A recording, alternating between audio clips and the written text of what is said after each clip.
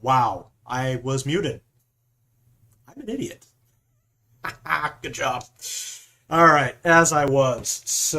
Let me backtrack a little bit. Here's book one, Book of Enoch. Uh, Again, psychedelic stuff. I actually bought this book when I was fresh out of college. Ancient Jewish mysticism stuff. And the whole reason I bought it was I was working on a script that I was actually convinced to do on a dare. And I wrote it. It's feature length. It's terrible. It's actually an epic. And I dove in. Okay? Pulled out a lot of cliches. You will probably never see it. Okay? The other one is Celtic myths. Okay, we might dive into this one. I don't know. Some Arthurian legends. And some Celtic tales. I hope you see the theme. Okay? All right. So, let's dive into the Celtic myths. I don't quite feel like going psychedelic. Okay. All right. Now, one of these days, I am going to be doing some reading on probably some public domain books like Frankenstein, some other stuff that came out ages ago and is not technically protected by copyright. So we've got a few things here. Let's do Druids. That'd be chapter 7. That sounds interesting. Page is that? 81.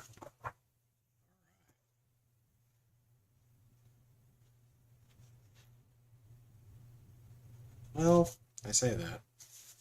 I'm looking for stories, guys. Stories. So here's some poets. Eh.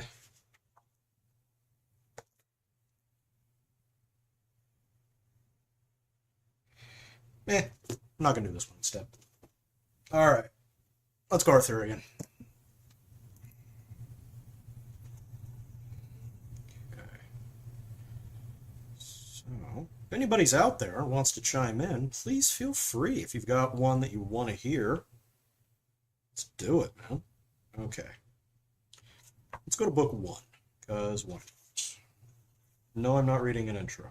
Fight me. Okay. Book 1, Chapter 1, How Uther Pendragon sent for the Duke of Cornwall and ingrain his wife, and their departing suddenly again.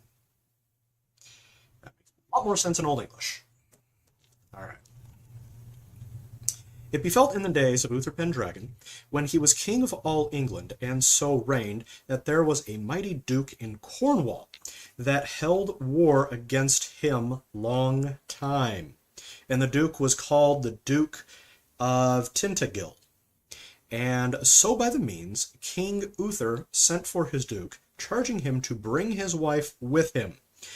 For she was called a fair lady and a passing wise, and her name was called Igraine. So when the duke and his wife were come unto the king by the means of great lords, they were accorded both. The king liked and loved his lady well, and he made them great cheer of measure, and desired to have lain by her. But she was a passing good woman, and would not assent unto the king. And then she told the duke her husband, and said, I suppose that we were sent for that I should be dishonored. Wherefore, husband, I counsel you, that we depart from hence suddenly, that we may ride all night unto our own castle. And in like wise she said that they departed, and neither the king nor none of his council were ware of their departing. Also soon as King Uther knew that of their departing so suddenly that he was wonderfully wroth. When he called to him his privy council, and told them of the sudden departing of the Duke and his wife.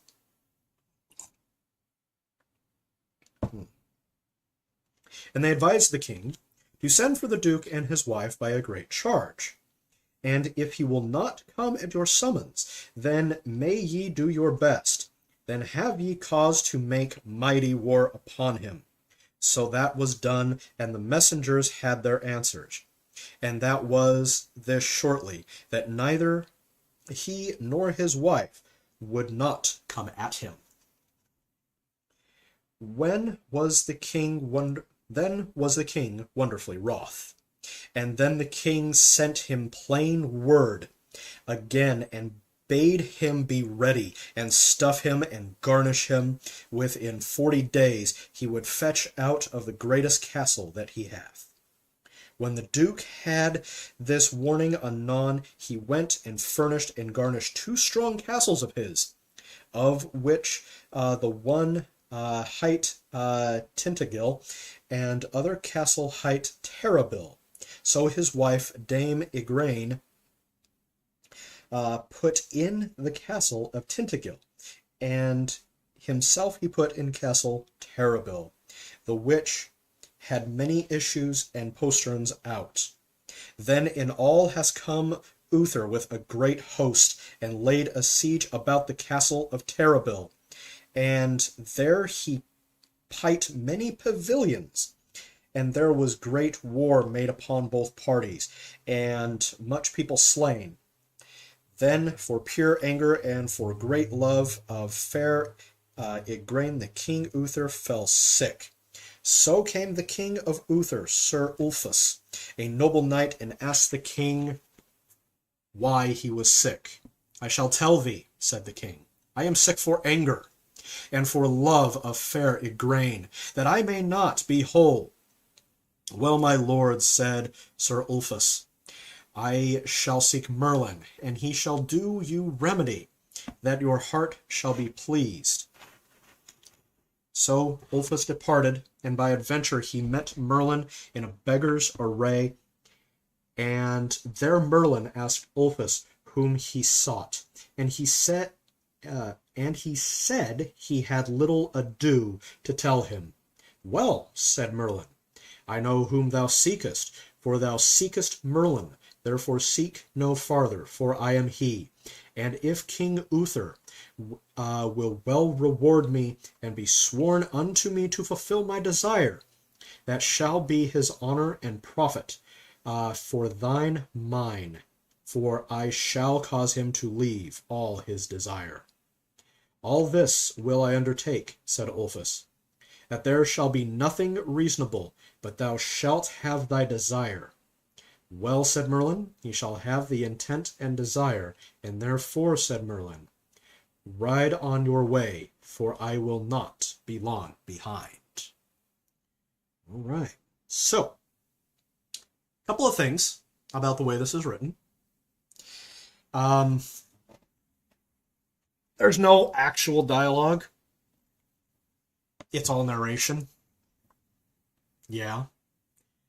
I would actually write this a little bit differently. Call me crazy. Okay?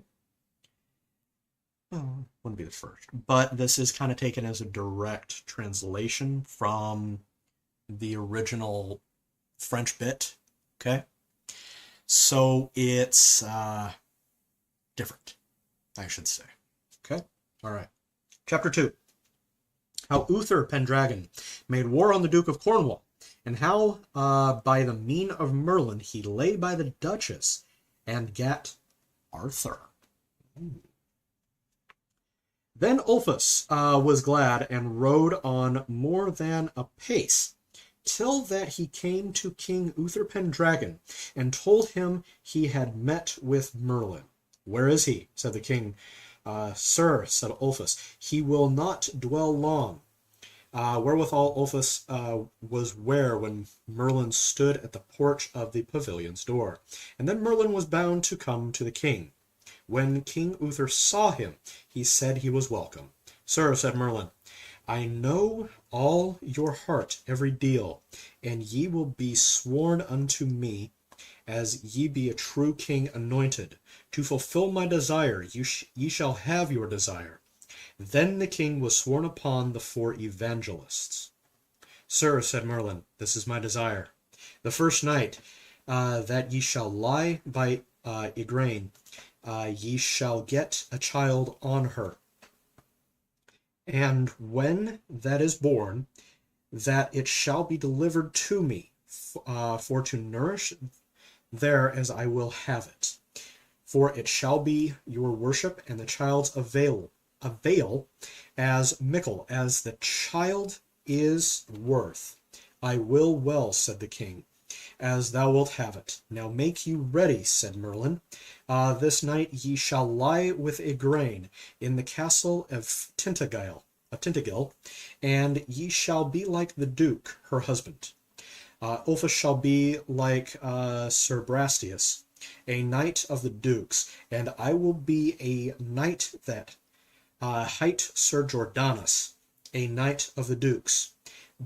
But wait ye, make not many questions with her nor her men, but say ye are diseased, and so hie you to bed, and rise not on the morn till I come to you, for the castle of Tintagel is but 10 miles hence. So this was done as they devised. But the Duke of Tintagel espied how the king rode from the siege of Terrabil, and therefore that night be issued out of the castle at a postern for to have distressed the king's host, and so through his own issue the Duke himself was slain, or ever the king came to the castle of Tintagel. So after the death of the Duke, King Uther lay with Igraine more than 3 hours after his death, and begat her on that night. Arthur, and on day came Merlin to the king, and bade him make him ready, so that he kissed the lady Igraine, and departed with all haste. But when the lady heard all of the Duke her husband, and by all record he was dead, or ever King Uther came to her, then she marvelled who that might be lay with her in likeness of her lord. So she mourned privily, and gave her peace. When all the barons by one assent prayed the king of accord betwixt the lady Igraine and him, the king gave him leave, for fain he would have been accorded with her. So the king put all of the trust of Ulfius to entreat between them, and so the entreaty at the last the king and she met together. Now will we do well, said Ulfius. Our king is a lusty knight and wifeless, and my lady Igraine is a passing fair lady. It were great joy unto us all, and it might please the king to make her his queen. Unto that they all well accorded, and moved it to the king. And anon, like a lusty knight, he assented thereto with good will, and so in all haste they were married in a morning with a great mirth and joy. And King Lot of Lothian and of Orkney then welded Margoise, that was Gawaine's mother, in King Nentres of the land of Garlot wedded Elaine. All this was done at the request of King Uther, and the third sister Morgan le Fay was put in a school in a nunnery, and there she learned so much that she was a great clerk of necromancy. And after she was wedded to King Uriens and the land of Gore, that was Sir Ewan's le Blancmain's father. That ends chapter 2. All right. How we doing today? Feel free to chat. It'd be nice of you. All right.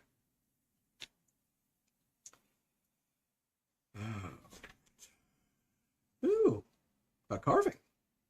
Neat. We'll get to that in a minute. All right. So this is a very, very old story. Arthurian legends stretch back a good 1,300, 1,500 years. Okay. This predates conventional English, conventional French. I would say this is, well, it's pre-Latinized English. French has not appeared in England yet. We're still a good 200-300 years away. And the conventions created by Chaucer don't exist. The separation of quotes, of the streamlining of exposition, and so forth, excuse me, wouldn't appear for at least another 1,000 years. So this is what old literature looked like, okay? The reason why a lot of this stuff doesn't get used very often is because it's pretty thick, okay? Now that being said, Arthur's story, which we'll get to long about here, gets told over and over and over again because it's hot and sexy, okay? Honestly, I would love for a TV series to be done about this. You know, do it Game of Thrones style, rather than the absolute snore fest that was BBC's Merlin that came out, what, a decade ago? No, decade and a half ago. That was mid to late noughts. And, oh dear, God, did it suck. Okay, it was so boring. I remember being in grad school and watching that, like, late at night when it was on Sci-Fi. Yeah, it's not getting called sci-fi, sorry. It lost that privilege when it changed its spelling, so that I could fall asleep from stress. Okay, it was that boring. Okay? And the casting in it was just abysmal. The only one that was even halfway decent was the guy that they picked to play Merlin. Okay? Merlin is a young man. Sure, I can see him as kind of a skinny, awkward, little weaselly dude. Okay? Nice cheekbones, though. However, Arthur is significantly younger than Merlin. They were not of contemporary age. That's ridiculous. Actually, I think in that show, Arthur was older. By like 2-3 years. And Guinevere, I thought she was kind of homely. Okay? Guinevere in here is a gorgeous redhead. Okay? Every single depiction that I've ever seen predating that show, she is a gorgeous redhead. Very, I'll say athletic body. Okay? She's very feminine. She comes out of the noble class, not the servant class. She does not serve anybody. She is served. Okay? At any time in history, I don't care if it's a fantasy and we can do what we want. No, you can't. Okay? It needs to be believable. Okay? The nobles and the commoners do not mix. Okay? The only time they ever contact each other is if business is to be done. There is under no circumstances would a commoner ever wed a noble. Okay? But Richard, it did happen on occasion. Yes, I know it did happen on occasion, but we're talking like a dog born with two tails on occasion. Okay, it's that rare. It does happen. Yes, we do have record of this, but good luck finding it. Okay, so less said about that. Atrocity of a series, the better. Okay, so you just don't like the way it was cast? No, I don't. Okay, it was terribly done. Okay, BBC, you know why.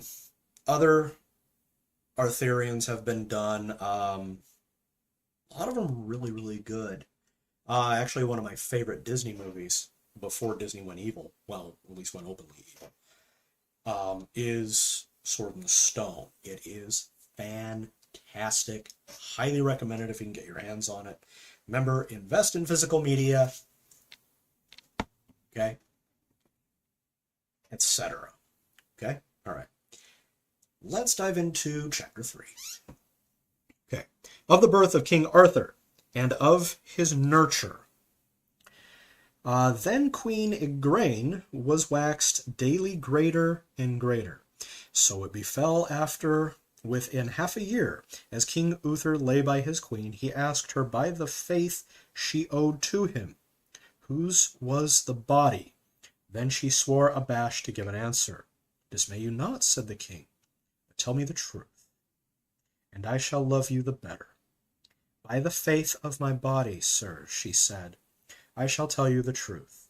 The same night that my lord was dead, the hour of his death as the night's record, there came into my castle of Tintagil a man like my lord in speech and in countenance, and 2 knights with him in likeness as his 2 knights, Baristus and Trodanus.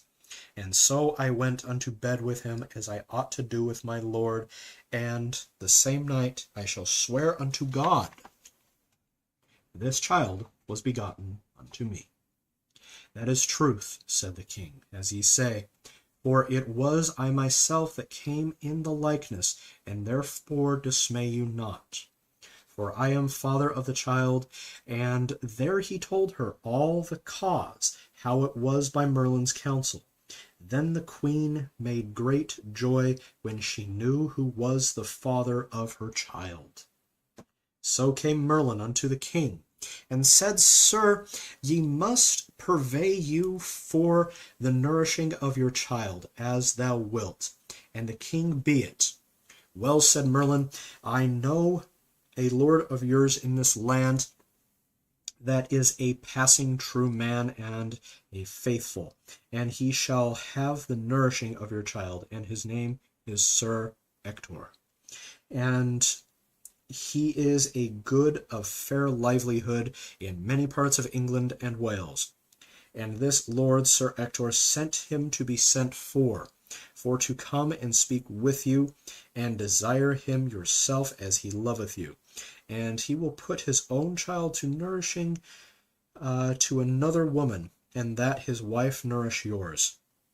And when the child is born, let it be delivered to me at yonder privy postern unchristened, so like as Merlin devised it was done.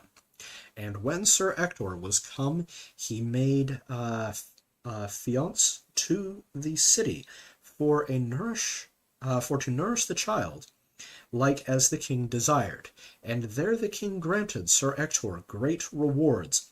And then when the lady was delivered, the king commanded 2 knights and 2 ladies to take the child, bound in a cloth of gold, and that ye deliver him to what poor man ye meet at the postern gate of the castle.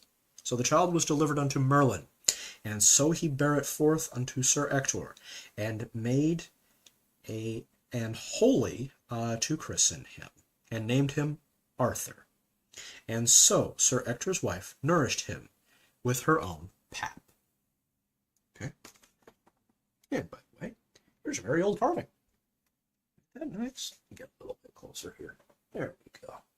Cool. All right. Yep. That was chiseled some time ago, I should say. Okay. Yeah. Okay. chapter 4. How are we doing on time? Oh, we've been here about 3 minutes. All right. Okay. Chapter 4 of the death of King Uther Pendragon.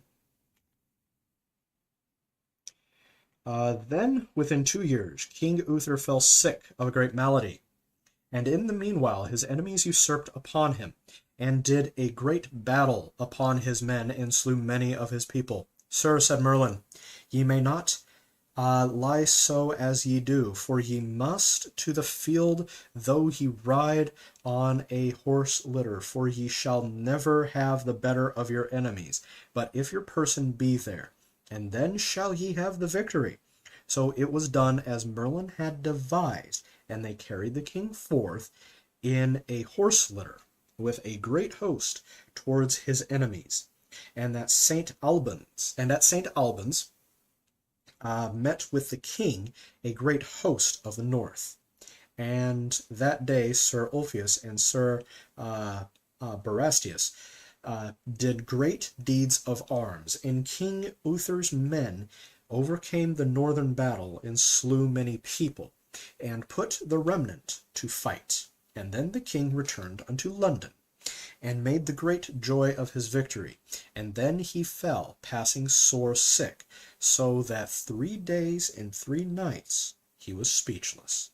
Therefore all the barons made great sorrow, and asked Merlin what counsel were best. There is none other remedy, said Merlin, but God will have his will. But look ye all barons, before King Uther to mourn, and God and I shall make him to speak. So that on the morn all the barons with Merlin came to fore the king. Then Merlin said aloud unto King Uther, Sir, shall your son Arthur be king after your days, if this realm of this realm with all the appurtenance? Then Uther Pendragon turned to him and said in hearing of them all, I give him God's blessing and mine, and bid him pray for my soul, and righteously and worshipfully, that he claim the crown upon forfeiture of my blessing. And therewith he yielded upon the ghost, and then he interred as long to a king. Wherefore the queen, fair Igraine, made great sorrow, and all the barons. He did. So he has named his son as successor. However, we all know the sword in the stone story. So Arthur can be raised a bit differently. We already know that, but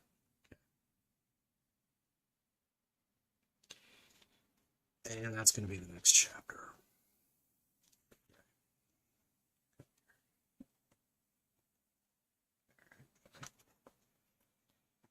I'm going after the little ribbon. Take a little break for a minute.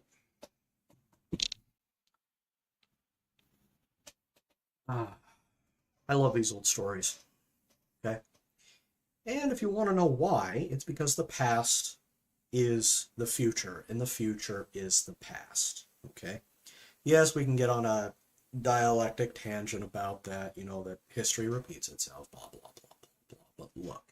Okay. Look at all the new stuff that's coming. Okay? DC is falling apart.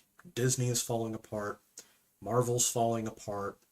Warner Brothers, it's falling apart. All of these companies have been around for nigh on 100 years. Okay? They can't come up with anything new.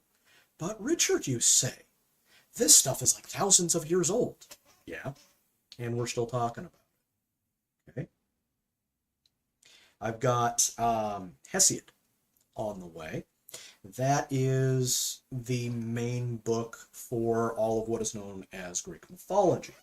Okay? I don't consider it mythology. I actually consider it an old religion. All right? I'm also going to be getting the Prose Edda and the Poetic Edda. Okay? That's Norse stuff. Okay? By the way, shout out to the Norse pagans out there. Okay, feel free to drop a chat, drop a like. I'm going to be reading that when I get it, whenever that'll be. Okay. And I'm also going to be reading a bunch of other stuff. Okay, I'm going public domain because one, I can do it here on YouTube, and two, I can talk about it openly. Okay, so I want to inspire people to write new things. Okay, I'm an author myself. Okay, written a few books. I've got a few more in the pipe. Okay, I have fun doing it. In fact, let me see, it is pushing 9:30 where I am. I'm going to be at my writers group that I actually run here in Murfreesboro. Okay, we go to the library. Feel free to stop by if you are interested in hearing some really good indie stories, meeting some indie authors, and feel free to drop some comments if you live around here. Okay, love to have you. And if you know where the library is, cool. It's the one here in downtown Murfreesboro. Okay. So, let's kind of sniff around here. I think we're at a good stopping spot for Arthur. Well, let's keep the Celtic theme going. What do you say, huh? Come here, ribbon. See, I like these ribbons. Makes things easier. Then I don't have to dog-ear the page. But Richard, just use a piece of paper. No, I don't want to. Me. Let's take a look at this. Celtic Tales. Okay.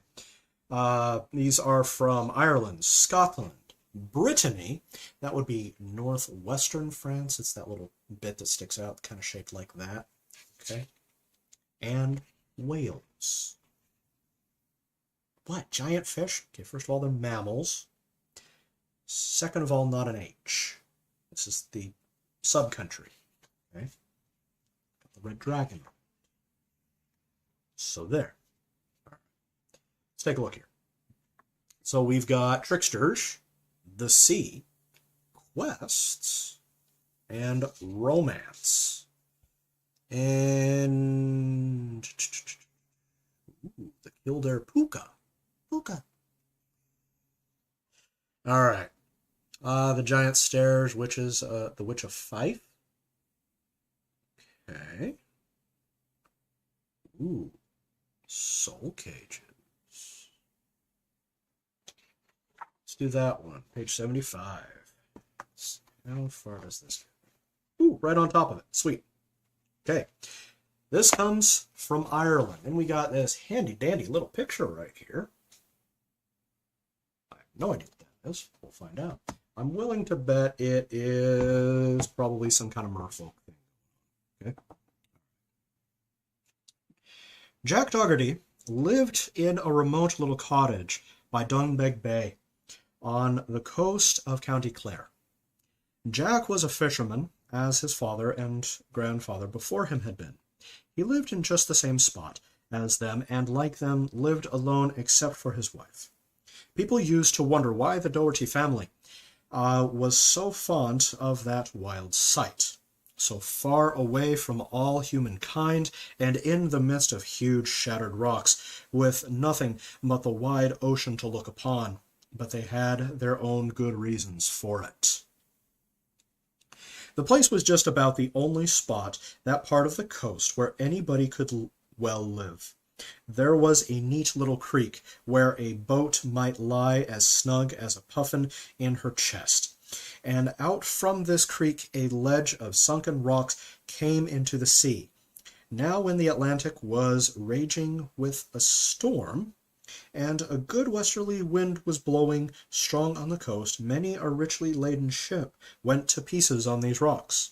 And when the fine bales of cotton, tobacco, and such like things, and the pipes of wine, and puncheons of rum, and casks of brandy, and all the kegs of Hollands were swept neatly ashore, so Dunbeg Bay was just like a little estate to the Doughertys.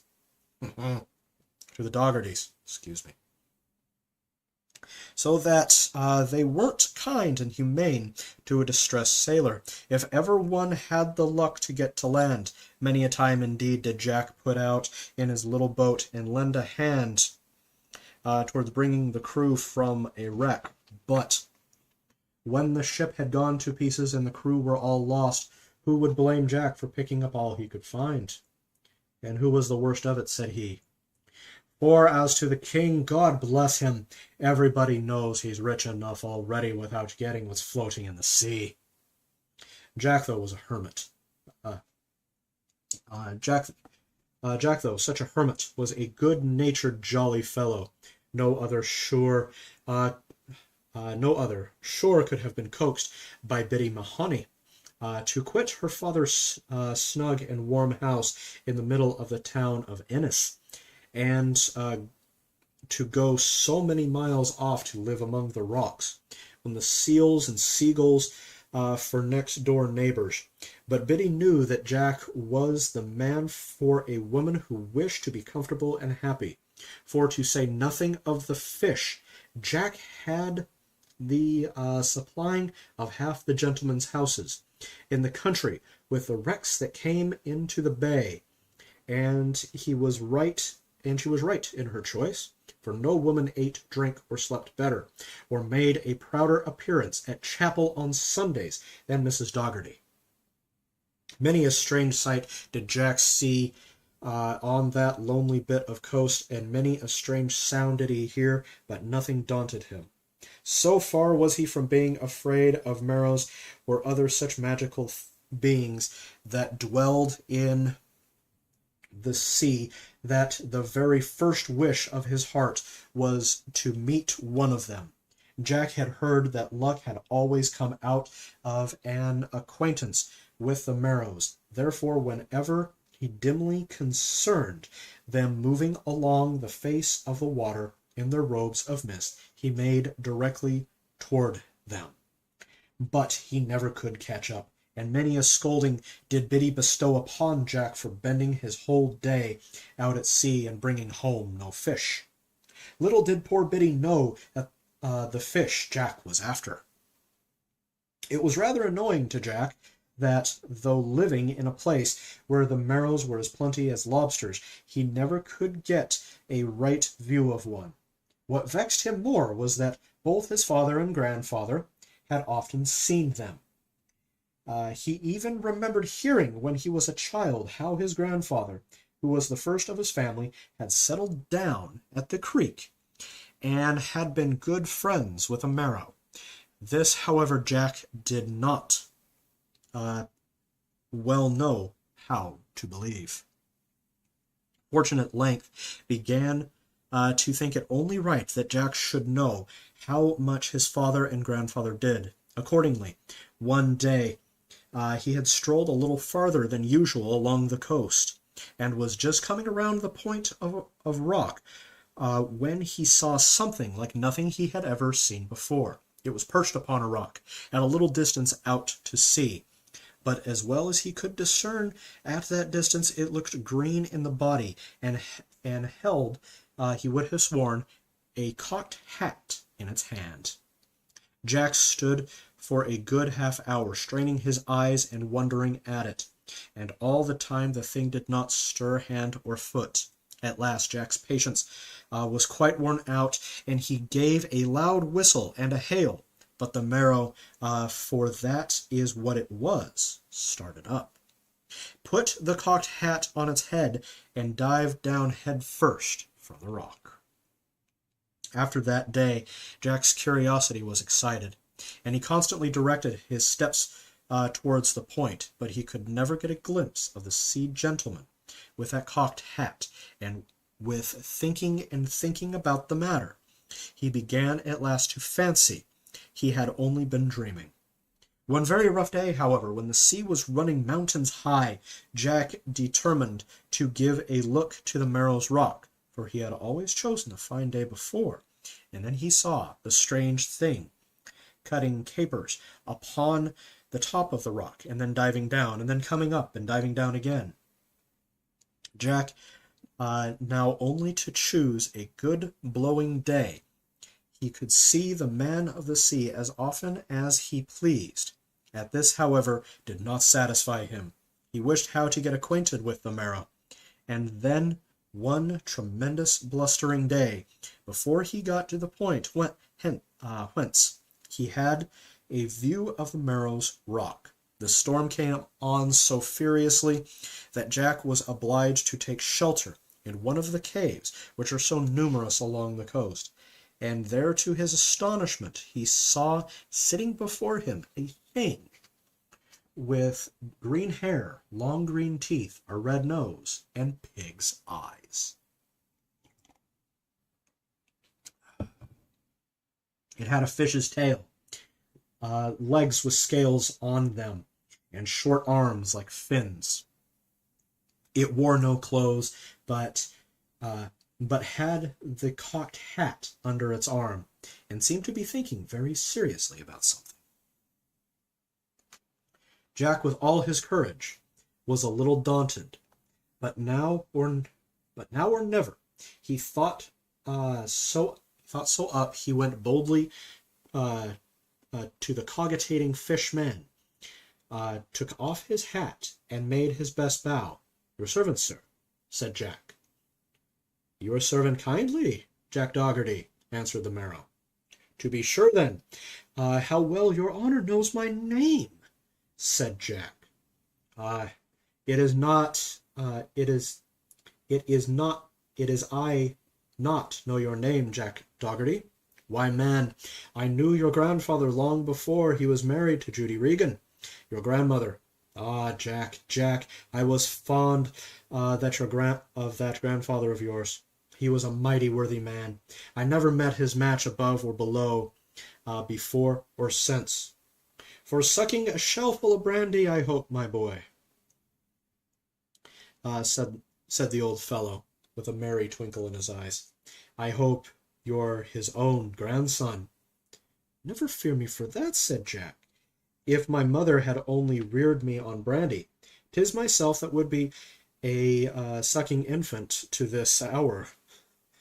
"Well, I like to hear that you talk so manly. You and I must be better acquainted, if only for your grandfather's sake." "I'm sure," said Jack. "Since your honor lives down under the water, you must be obliged to drink a power to keep any heat in you in such a cruel, damp, cold place." "Well, I've often heard of men drinking like fishes, and I might be so bold as to ask where you get the spirits." "Where do you get them yourself, Jack?" said the Merrow, twitching his red nose between his forefinger and thumb. "Aha! Now I see how it is," said Jack. "But I suppose, sir, your honor has got a fine dry cellar below to keep them in." "Let me alone for the cellar," said the Merrow, with a knowing wink. "I'm sure," continued Jack, "it must be mighty well worth the looking at." "You may say that, Jack," said the Merrow. "And if you meet me here next Monday, just at this time of day, we will have a little more talk with another about the matter." Jack and the Merrow parted, the best of friends in the world. On Monday they met, and Jack was not a little surprised to see the Merrow had two cocked hats with him, one under each arm. "Might I take the liberty to ask, sir," said Jack, "why your honor has brought two hats with you today? You would not sure be going to live give me one of them to keep for the curiosity of the thing." No, Jack," said the Merrow. I don't get my hats so easily, so to part with them that way. But I want you to come down and dine with me. I brought you the hat to dine with." "Lord bless and preserve us," cried Jack in amazement. "Would you want me to go down to the bottom of the salt sea ocean? Sure, I'd be smothered and choked up with water, to say nothing of being drowned. And what would poor Biddy do for me? What would she say?" "And what matter what she says, you Pinkin? Who cares for Biddy's squalling? It's long before your grandfather would have talked in that way. Many's the time he struck that same hat on his head and dived down boldly after me. and many's the snug bit of dinner and good shellful of brandy he and I have had together below under the water." "Is that true, sir?"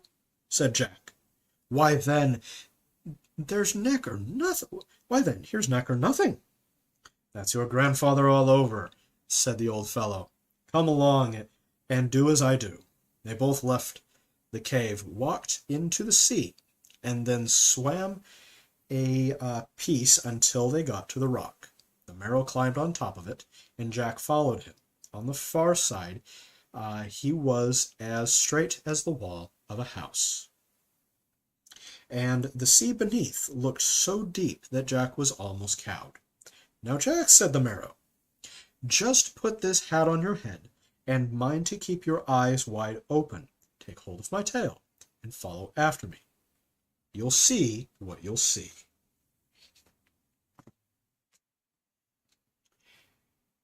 In he dashed, and in dashed Jack boldly after him. Although through the water they went, and Jack thought they'd never stop going. Many a time did he wish himself sitting at home by the fireside with Biddy. Yet where was the use of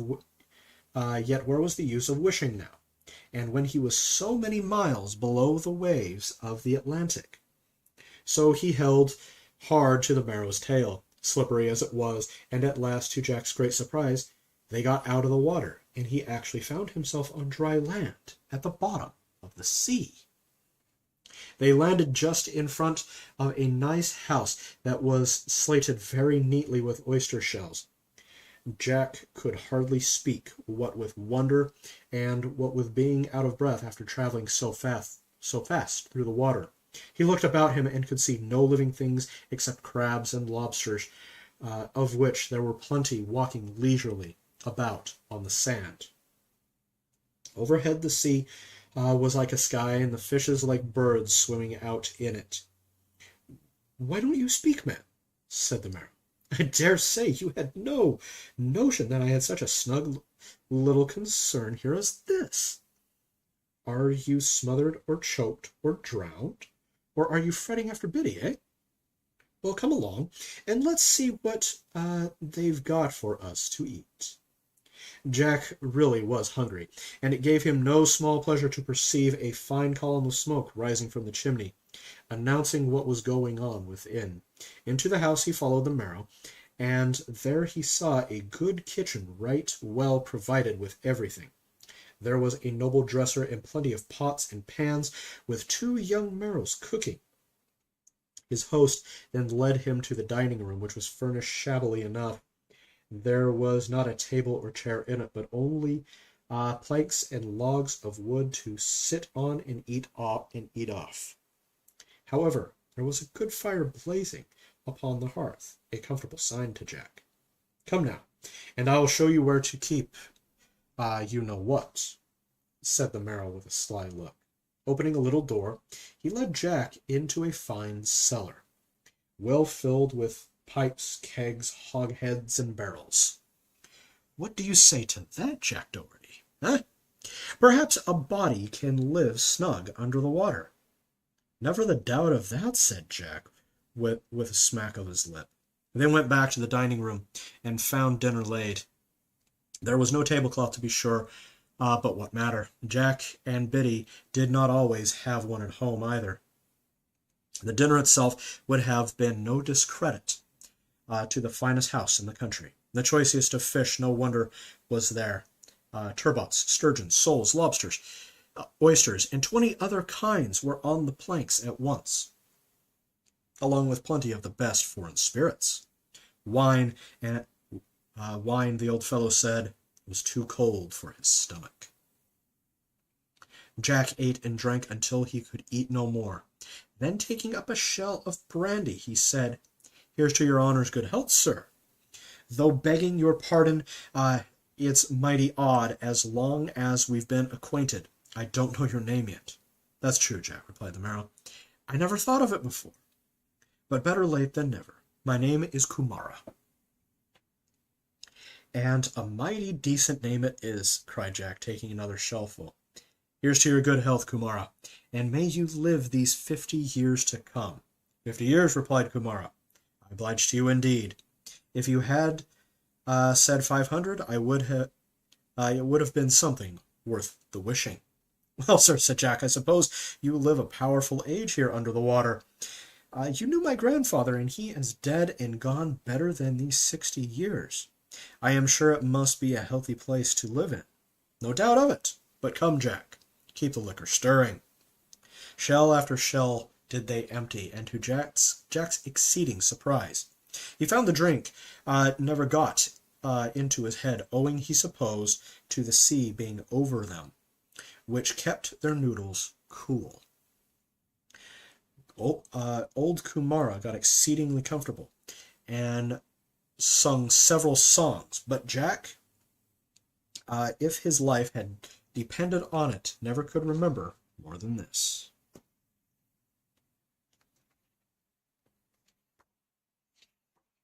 Okay.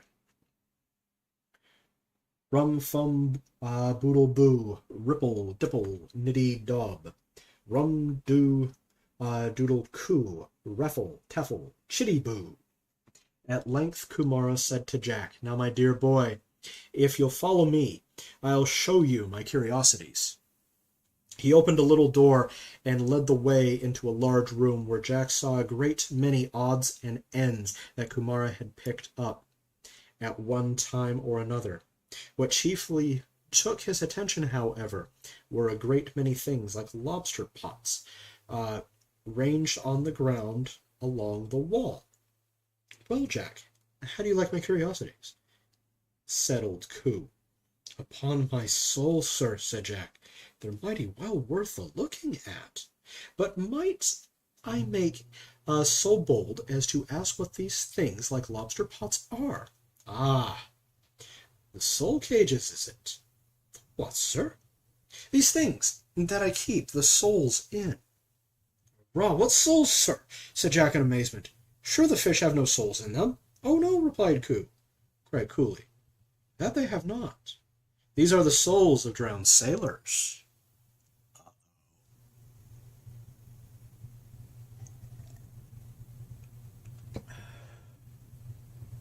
The Lord preserve us from all harm, muttered Jack. How in the world did you get them? Easy enough.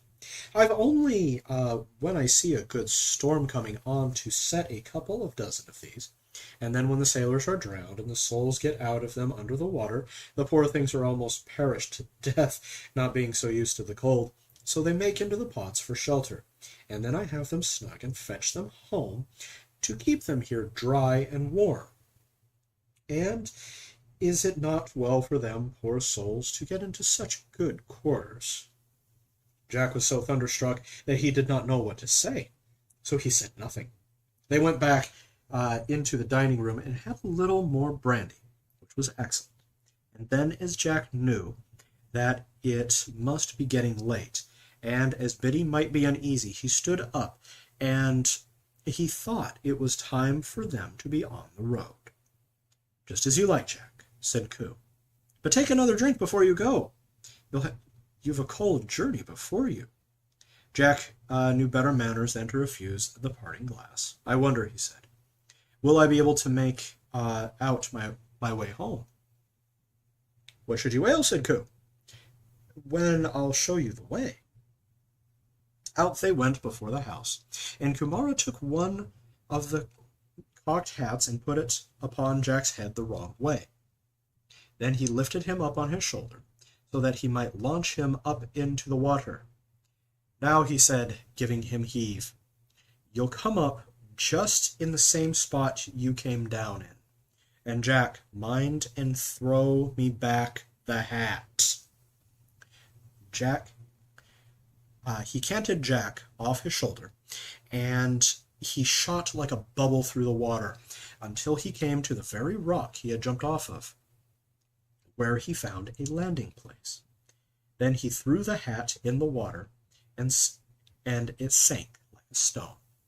The sun was going down in the beautiful sky of a calm summer's evening. A solitary star was dimly twinkling in the cloudless heaven, and the waves of the Atlantic flashed in a golden flood of light. So Jack, perceiving it was late, set off home. But when he got there, not a word did he say to Biddy of where he had spent his day. The state of the poor souls cooped up in the lobster pots gave Jack a great deal of trouble, and determining how to release them cost him a great deal of thought. At first he had a mind to speak to the priest about the matter. But what could the priest do? And what did Ku care for the priest? Besides, Ku was a good sort of an old fellow, and did not think he was doing any harm. It might not be much to Jack's own credit if it were known that he used to dine with the Merrows. On the whole, he thought his best plan would be to ask Ku to dinner, and make him drunk if he was able, and then to take the hat to go down and turn up the pots, releasing the souls. After all, however, it was necessary to get Biddy out of the way, for Jack wished to keep the thing secret from her.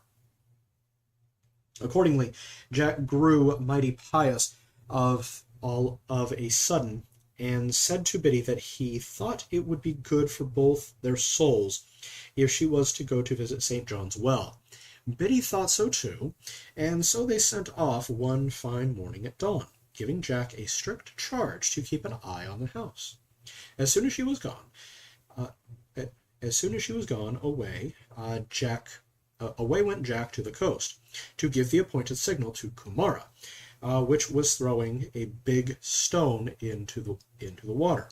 Jack threw, and up sprang Kumara. "Good morning, Jack," he said. "What do you want with me?" "Nothing at all, sir," replied Jack, "except for you to come and take a bit of dinner with me, if I might make so free as to ask you." "That's quite agreeable, Jack, I assure you." "What's your hour?" "Any time that is most convenient to you, sir." "Say 1 o'clock, that you may go home with the daylight." "I'll be with you then," said Ku. "Never fear me." Jack went home, dressed a noble fish dinner, and got out plenty of his best foreign spirits, enough for that matter to make 20 men drunk. Just as the clock struck 1, in came Ku, with his cocked hat under his arm. Dinner was ready, and they sat down and ate and drank away manfully. Jack, thinking of the poor souls below the pots, plied old Ku well with brandy, and encouraged him to sing, hoping to put him under the table. But poor Jack forgot that he had not the sea over his own head to keep it cool. The brandy got into it, and did his business for him, and Ku left his house as dumb as a haddock on a Good Friday. Jack never woke until the next morning, and then he was in a sad way. "'Tis no use for me to try and make that old Ku drunk," said Jack. "How in the world can I help the poor souls out of the lobster pots?" But after ruminating nearly the whole day, he was struck by an idea. "I have it," he said, slapping his knee. "I'll be sworn that Ku never saw a drop of poteen, as old as he is, and that's the thing to settle him. It's not well that Biddy did not come home these past 2 days yet. I have another twist at him." So Jack asked Ku again, and Ku laughed at him, having no better head, telling him he'd never live up to his grandfather. "Well, try me again," said Jack. I'll drink you drunk and sober and drunk again." "Anything in my power," said Ku, "to oblige you." At this dinner, Jack took care to have his own liquor well watered, and to give the strongest brandy he had to Ku. At last he said, "Pray, sir, did you ever drink any poteen?" "No," said Ku. "What's that, and where does it come from?" "Oh, that's a secret," said Jack. "But it's the right stuff. Never believe me again if 'tis not 50 times as good as brandy or rum either. Biddy's brother just sent me a present of a little drop in exchange for some brandy, and as you're an old friend of the family, I kept it to treat you with." "Well, let's see what sort of thing it is," said Kumara. The poteen was the right sort. It was first rate, and had the real smack upon it. Ku was delighted. He drank insane rum fum boodle boo over and over again, and he laughed and danced until he fell on the floor fast asleep. Then Jack, who had taken care to keep himself sober, snapped up the cocked hat and ran off to the rock, leapt in, and soon arrived at Coo's house. All was still as a churchyard at midnight. Not a marrow, old or young, was there, and so went Jack and turned up the pots, but he saw nothing emerge from them, only heard a sort of little whistle or chirp as he raised each of them. At this he was surprised, until he recollected what the priest had often said, that nobody living could see the soul, no more than they could see the wind or the air. Having now done all that he could do for the sailors' souls, he set the pots as they were before, and sent a blessing after the poor souls to speed them on their journey wherever they were going. Jack now began to think of returning. He put on the hat on the wrong way, but he got outside and found the water so high over his head that he had no hope getting up into it. Now that old Kumara was not there to give him a lift, he walked about looking for a ladder, but not one he could find, nor was there a rock in sight. At last he saw a spot where the sea hung rather lower than anywhere else, and he resolved to try there. Just as he came to the spot, a big cod happened to put down his tail. Jack made a jump and caught hold of it, and the cod, in all amazement, gave a bounce and pulled Jack up. The minute that the hat touched the water, Jack was whisked away and shot up like a cork, dragging the poor cod, which he forgot to let go of. He got to the rock in no time, and without a moment's delay hurried home, rejoicing in the good deed he had done. But meanwhile there was fine work at home, for Jack had hardly left the house in his soul-freeing expedition when Biddy came back from her soul-saving trip to the well. When she entered the house, she saw things lying hiddly-piddly on the table before her. "Here's a pretty job," she said. "That blackguard husband of mine, what ill luck I had ever to marry him, has picked up some vagabond or other while I was praying for the good of his soul, and they've been drinking all the poteen out of my own brother gave him, and all the spirits that was to have sold." And then, hearing an outlandish kind of grunt, she looked down and saw Kumara lying under the table. "The Blessed Virgin help me!" she shouted, as if he has not made a real beast of himself. Well, well, I've often heard of a man making a beast of himself with drink. Oh, Jack, what will I do with you? Or what will I do without you? How can any decent woman ever think of living with a beast? With such lamentations, Biddy rushed out of the house, and was going she knew not where, when she heard the well-known voice of Jack singing a merry tune. She was glad enough to find him safe and sound, and not turned into a thing that was like neither fish nor flesh. Then Jack was obliged to tell her all, and Biddy, though she had half a mind to be angry with him for not telling her before, admitted that he had done a great service to the poor souls. Back they both went to the house, and Jack wakened up Kumara. Perceiving the old fellow to be rather dull, he bid him not to be cast down, for 'twas many good man's case. It all came of his not being used to the poteen. Jack recommended to him, by way of cure, to swallow a hair of the dog that bit him. Coo, however, seemed to think that he had quite enough. He got up quite out of sorts, and without having the manners to say one word in the way of civility, he sneaked off to cool himself by a jaunt through the salt water. Kumara never missed the souls. He and Jack continued to be the best of friends in the world, and no one perhaps ever equaled Jack for freeing souls from purgatory.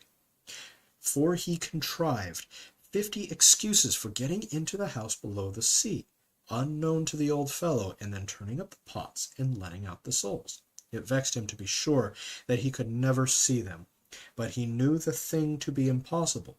He was obliged to be satisfied. Their friendship continued for several years, however. One morning, when Jack threw a stone into the water as usual, he got no answer. He flung another and another, but still there was no reply.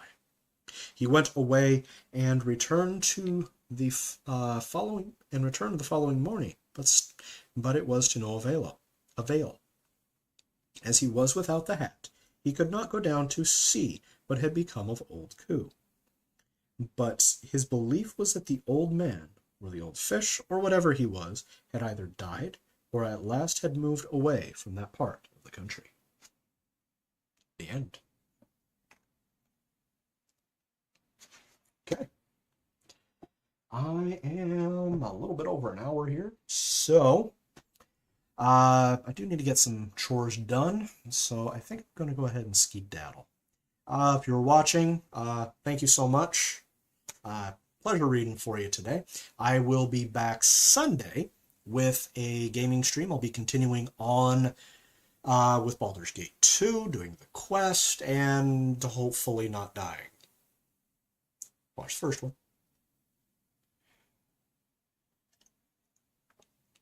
And I'll see you then. New, like, share, subscribe, and feel free to visit my websites, vimandvigorelli.com and vigintmed.com. Get in touch with me there. I still do astrological readings. I got merchandise for sale and books. So I'll see you there, guys. Okay? Take care. Bye-bye.